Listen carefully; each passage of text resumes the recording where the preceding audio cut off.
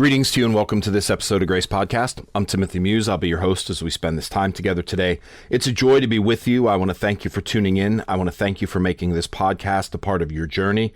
And I want to thank you for being on the journey, for being part of this work, of finding the places in your life that need some extra energy and paying attention to it. When we decide to live our best life, when we decide to strive to be the best person we can be for ourselves and for our family and for the world around us, it really does change what we do. It gives us the courage to look inside and see the places where we need to give some extra energy and some extra attention. So good for you for being here. Good for you for wanting to do that. And I'm so honored to be able to come alongside you. Thank you for allowing me to. Thank you for allowing me to be part of your journey. If this podcast is helpful, please share it out there. Put it out there on your social media feeds. I post on LinkedIn, X, Instagram, and Facebook. If you follow me or the life coaching on any one of those feeds, you're going to see these episodes. If you're on one of the listening platforms, Spotify, iHeartRadio, or Amazon Music, then follow us, give us a rating and review. Every positive rating and review tells the platform people are listening, and you'll get a notification when a new episode comes out. And if you want to reach out to me directly, of course, GraceLifeCoaching.com is the website. I truly would love to hear from you, GraceLifeCoaching.com. So we're in a really interesting time of year. We are, drawing late into summer. Mid-August, this is a time when we start thinking about changes. School's starting to kick back up. We're starting to see, the stores are filled with fall decorations and maybe winter coats are coming out and school supplies. So what happens is we start to think beyond it. We start to look beyond. But where I want to go here in this series, I'm going to do a series on this, is what the end of summer can teach us as we grow. Okay? What the end of summer can teach us as we grow. So this is episode 1 of that series. And it's important to remember that summer isn't quite over yet. Summer isn't done. The days are still warm and there's still plenty of daylight and there's still cookouts and evenings on the porch and walks outside and vacations and ball games and festivals and gardens and all those things we associate with summertime. They're still there. Even though we're starting to see the movement towards fall, even though the sun is setting earlier, even though there might be some coolness in the morning air that wasn't there before, summer isn't over. Okay? You can sense the end is coming. But I think there's a powerful lesson here because sometimes we do the same thing in the seasons of our life. We quit before it's actually over. We sense that fall is coming. We sense that summer is coming to an end. But rather than dwelling in the end of summer, we want to jump towards fall. Capitalism pushes us towards fall. Capitalism pushes us towards what's next, what to buy next, what to get next.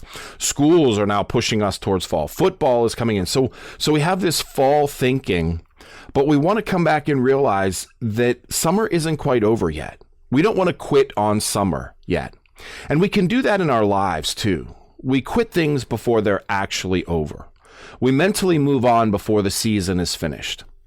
We see the finish line approaching, and rather than running through it, we start slowing down. So today I want to talk about a simple idea. The season isn't over yet, and neither is your opportunity to grow. Now, have you ever noticed how easy it is to mentally finish something before you actually finish it? Think about the last few days of work before going on vacation. You're technically still at work, right? You're answering emails, you're attending meetings, you're doing what you're supposed to do in order to get your paycheck. But mentally, you're already gone. You're checked out. I mean, you're on vacation, even though you're kind of like slogging through work. Or think about the last few weeks of school. Students and teachers know exactly what this feels like. Summer is so close that you can almost touch it. And suddenly motivation becomes harder to find. The work still matters, the assignments still count, but mentally, the year feels finished. We do this with much bigger things too. Maybe you started the year with a goal. You are going to exercise more, or save money, or write something, or start a business, or improve your relationship, or read more, or take better care of yourself. You're going to spend more time with the people who matter. And somewhere along the way, life happened. And it always does. You got busy, you got discouraged, you missed a few days, then a few weeks, and eventually you started telling yourself, well, maybe next year. Maybe next year. This is the time of year when, now we're in the middle of the 8th month. People start thinking about next year. Maybe next year. Maybe next year I'll start taking care of myself. Maybe next year I'll start doing what I've been. But wait, this year isn't over yet. Maybe you've already decided that a goal isn't going to happen because you haven't accomplished it yet. Maybe you've decided you wasted too much time. Maybe you're thinking, I should have started earlier. And maybe you should have, but you didn't. And here's the question. What are you going to do with today? Because regret about yesterday doesn't create progress today. And waiting for January doesn't create progress today either. You still have time. The season isn't over yet. The year isn't over yet. Okay? It's not yet. There's an important distinction I want you to remember. Almost over is not the same thing as over. That's true about summer. And it's true about many things in life. Almost finished isn't finished. Almost too late isn't too late. Almost out of time means there's still time remaining. Sometimes the greatest opportunities exist in the space between almost and over. And think about a sports game, a football game, a basketball game, a race. We've all seen situations where everybody assumes the outcome is settled, right? People start leaving the stadium. The announcers start talking about the inevitable results, and suddenly something changes. Maybe it's a late turnover in the fourth quarter, or a three-pointer, or a comeback, or a final drive, and people who left early missed it. Life can be like that too. Sometimes we leave our own lives too early, not physically, but mentally, emotionally. We stop believing, we stop trying, we stop showing up, we stop investing. We start telling ourselves the story is finished when we're still standing in the middle of the chapter. So let me ask you, where have you started leaving early? What have you mentally abandoned even though the season isn't actually over? Now there's a danger. There's a danger of the I'll start again later. One of the easiest lies we tell ourselves. I'll start again later. Monday, next month, after vacation, when things calm down, after the holidays, January 1st, when I have more money, when I'm a little less stressed, when the kids are older, when work slows down, when I feel motivated. We become very good at postponing the person we want to become. And sometimes waiting is appropriate. Please hear that. There are times when life genuinely requires us to pause. But sometimes waiting for the right time is simply procrastination dressed up in respectable clothing. The perfect time rarely arrives. Life doesn't usually come up to us and say, good news, for the next 6 weeks, there'll be no interruptions, unexpected expenses, difficult people, schedule changes, family responsibilities, fatigue, or stress. Feel free to work on yourself. That'd be great, wouldn't it? But that's not how life works. Growth usually happens in the middle of ordinary life. You begin while you're busy. You begin while you're uncertain. You begin while you're tired. You begin imperfectly. And sometimes you begin again. And we begin again. And we begin again. There is no later. We can put it off and put it off and put it off. We can think, I'll start later. I'll start again later. Later never comes. It doesn't. Because when we get to later, there's always something else in the way. And look, you don't have to make up for lost time. Often people, they look at the lost time and suddenly they try to compensate for it. Maybe you haven't exercised in 2 months. That was your goal. I'm going to exercise this summer, and you didn't exercise for 2 months. So you decide tomorrow you're going to exercise for 2 hours. Maybe you've been eating poorly, and suddenly you're going to completely transform your diet overnight. You've neglected a project, so you plan an 8-hour marathon session. You ignored your finances, so you decide you're going to fix everything this weekend. Usually that doesn't last, because sustainable growth isn't about punishing yourself for what you didn't do. It's about asking, what can I do now? Not how do I make up for the last 3 months, but what is the next step? That's a much healthier question. You don't have to recover every lost day. You simply have to stop losing the day you're currently living in. And that's worth repeating. You don't have to recover every lost day. You simply have to stop losing today. Big difference. Big difference. And you know what? We still have a lot of days left. There's still a lot of days left in this year. There's still a lot that can be accomplished between now and December 31st. There's still a lot that can be accomplished between now and the end of summer. So finish well. There's something deeply satisfying about finishing well. Notice I didn't say finish perfectly. Perfect endings are rare. Finishing well means that when you recognize a season is nearing its end, you become intentional about how you want to leave it. Imagine you're taking a vacation. You have a beautiful, wonderful week. Now it's the final day. You have two decisions. You can spend the entire day thinking, I can't believe we have to leave tomorrow.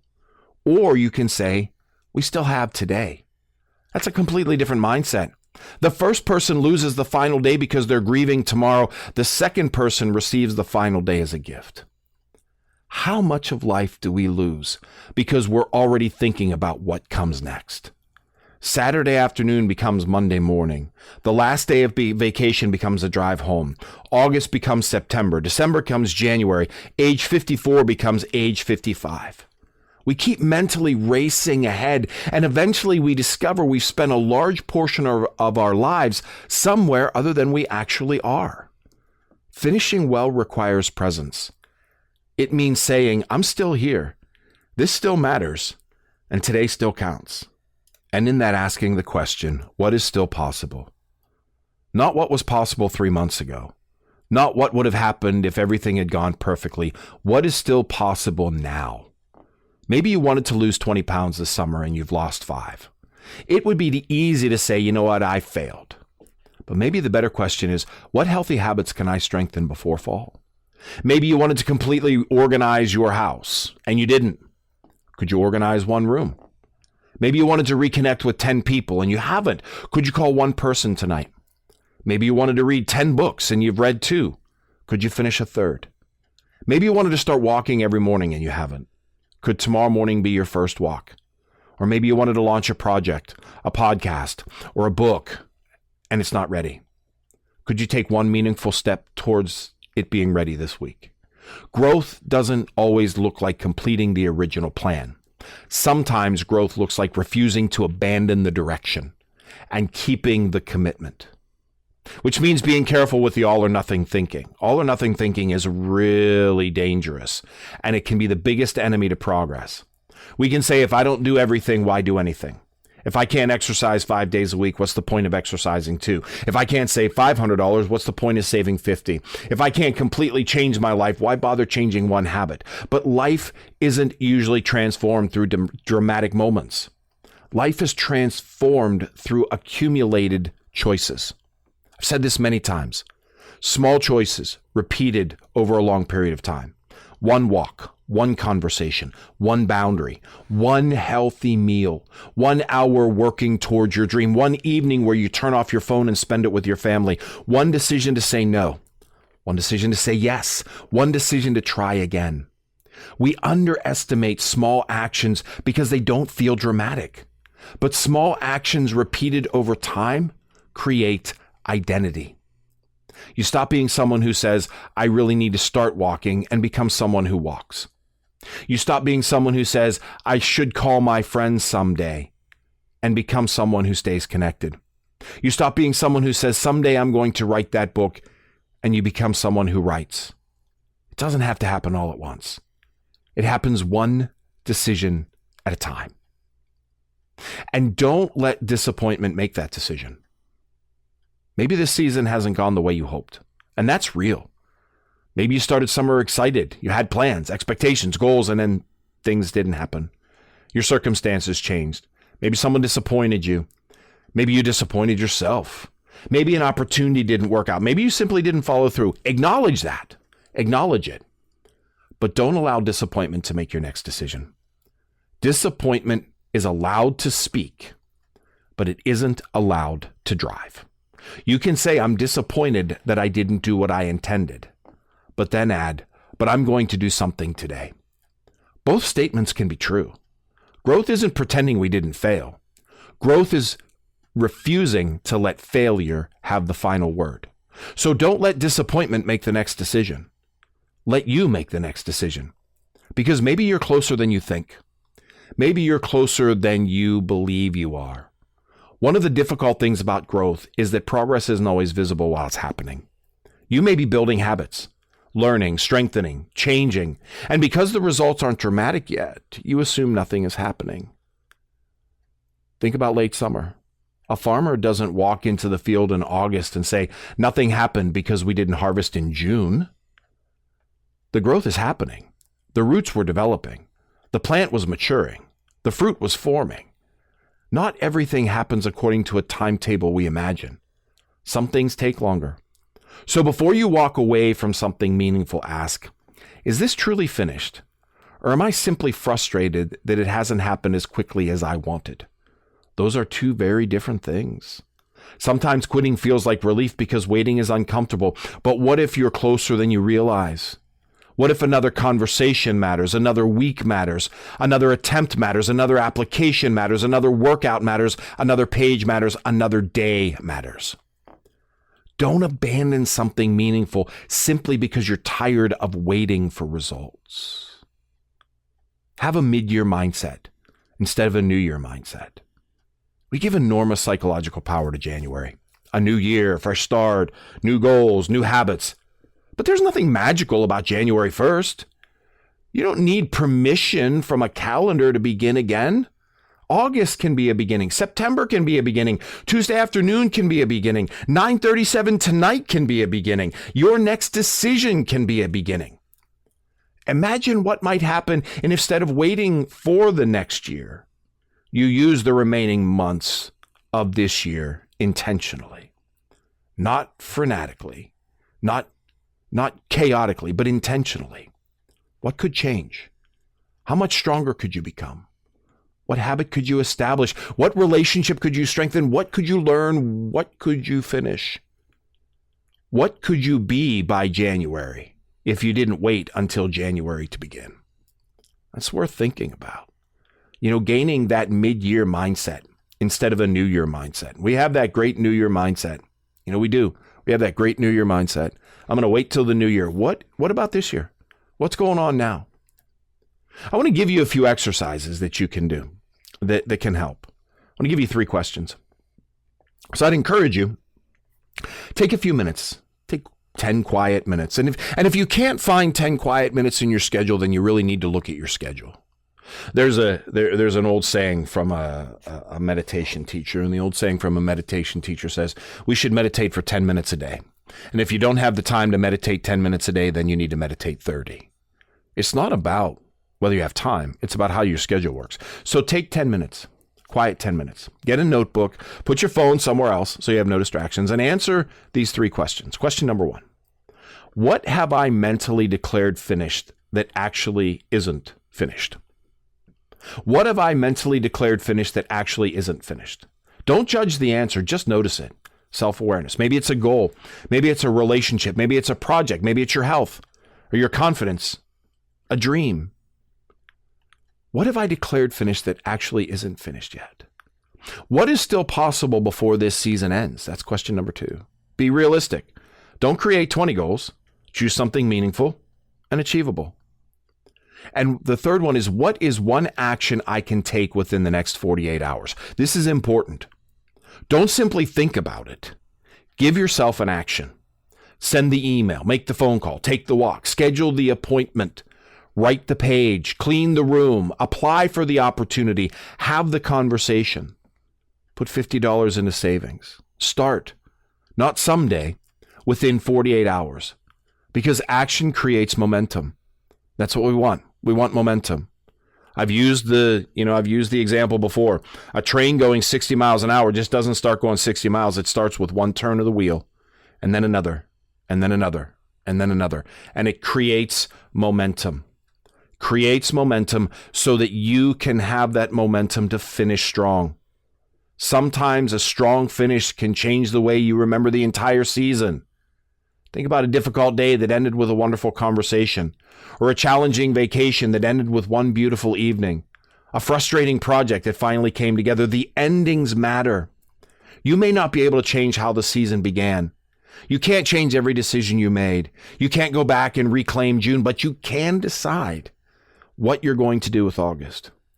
And sometimes the most empowering realization is simply this: the story isn't finished yet.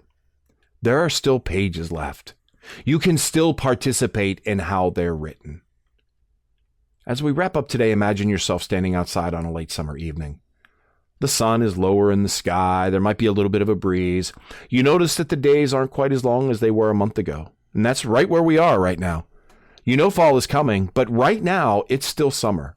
There's still warmth, still daylight, still possibility, and maybe that's exactly where you are in some areas of your life. Something may be changing. A season may be ending, And you may not accomplish everything you wanted. Maybe things didn't turn out exactly as you imagined. That's okay, because you're still here. And if you're still here, there's still another decision available to you, another step, another conversation, another attempt, another opportunity to show up. Don't spend the remaining days regretting the days you've already lost. Don't rush ahead into the next season. Don't quit simply because the finish line has come into view. Look around and ask yourself, what can I still do with the time I have? Then do it. Not perfectly, not dramatically, just faithfully. One step, one decision, one day at a time, because almost over isn't over. Almost finished isn't finished. Almost too late isn't too late. This season isn't over yet, and neither are you. Until next time, my friends, keep growing, keep showing up, and remember, you don't need a new season to become a new version of yourself. You can begin with the day that you have right now. That's what I got for you, my friends. If this is helpful, please share it out there. Put it out there on your social media feeds. If you're on one of the listening platforms, then follow us, give us a rating and review. If you want to reach out to me directly, gracelifecoaching.com is the website. As always, at Grace Life Coaching, we want you to be the best you.